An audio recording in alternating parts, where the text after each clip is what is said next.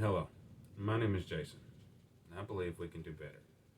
To this, I've written several policies that basically equate to an entire system that I believe is better than the one currently being offered to us. I've put out three detailed videos on child's pace, string economics, and equal access. I did a small deep dive into the child's pace education policy, and in that, I did forget to mention that the schools will be open year round, and each state will choose own their own separate 3 5 week off times, 3 5 week breaks in the school year. This video is intended to address the equal access. I am going to go into a deeper dive into string economics at a later date, but for now, I'm just going to address equal access. Equal access is it's about the promises that were given to us and honoring them promises and keep making sure they keep honoring their promises. To that, this covers a lot of different areas from policing or public protection and judicial branch, and it also covers one of the major problems that we have in this country is the bickering and the differences that people believe that there are between the rights of access to voting and access to weapons. They are not different; they're basically the same.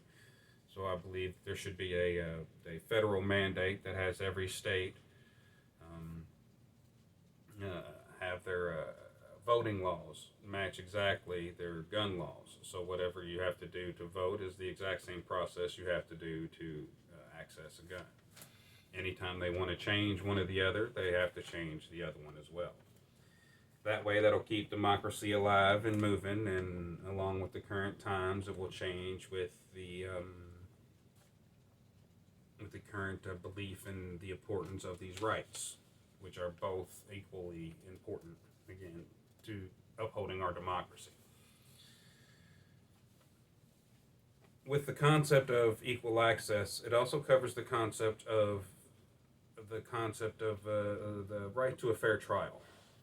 Now, that is why I like to include the attorneys in the community wage rate. I've mentioned community wage rate in the previous videos. It is a minimum of 5 times the minimum wage of the federal congressional district and as a base, and then 10 times the federal minimum wage of the congressional district for a maximum for attorneys, police officers, and teachers. Now, this applies to attorneys because the American public has been priced out of the judicial branch of government, and that is extremely wrong and pretty much unconstitutional. The concept of the judicial branch of government has been made a threat, and it needs to be made a tool. It was supposed to be a tool for us, not a threat to us. With that in mind, with the community wage rate in place, I believe that states should have the ability to limit the number of motions between court cases. In other words, the state would set up the ability to have a certain number of motions once filed or seen by a judge. That judge then has to see that case no matter how many motions are filed by one or the other attorney. The total number of motions also need to be limited by the state. That way, the ever looming fear of a constant court battle is not, again, a threat. They have turned the judicial branch of government in its entirety against us, and it's wrong. We need to take it back, and that's one of the ways. We need to stop this justice for the highest bidder concept. Simply because you file more motions doesn't mean you have justice on your side. Now, with that in mind, I would also like to address the concept of including police under the community wage rate along with the attorneys and teachers. The reason why I included that is the concept of a police officer taking someone's life and not having public accountability is something we need to abolish right now. I'm not saying you abolish the officer's immunity. I'm not saying that the officer needs to, every officer needs to worry about going to jail for every shift they take, but they should worry about doing things the proper way and ensuring that when they do have to take someone's life, it's really for no other choice but that. It's too often police officers are shooting people and not being held accountable. And I believe with us, even with them keeping their immunity and us holding trials, we can weed out the habitual offenders. And with the community wage rate, I believe we can attract better officers to be employed and to be encouraged to stand up to the corrupt officers and weed them out, because that's what has to happen. There are corrupt officers, there are good officers, and we need to give the good officers more weapons against the corrupt officers, and we need to help save as many lives as possible. Another one of the aspects of what I consider equal access is something I like to call the community dividend. And what that is a system that the state runs that collects $1 from every employee each week that makes $100,000 a year or less, and $5 from every employer that makes $100,000 a year or more. That money is collected and then distributed to one citizen of that federal district. It's another way to get people to be more involved in where they draw the lines of the federal district. And it also will ensure that the work in the federal district, say like in the industrial areas, that money, that work stays in that area. It's not where the citizen lives, it's where the citizen works, where that money is collected to and distributed to. It's to help keep the people in the industrial areas, give them a chance, because the corporate America has ruined their lives and taken their land, and they continue to do it. And we need to at least give them a way to dig out, and give anybody a way to dig out.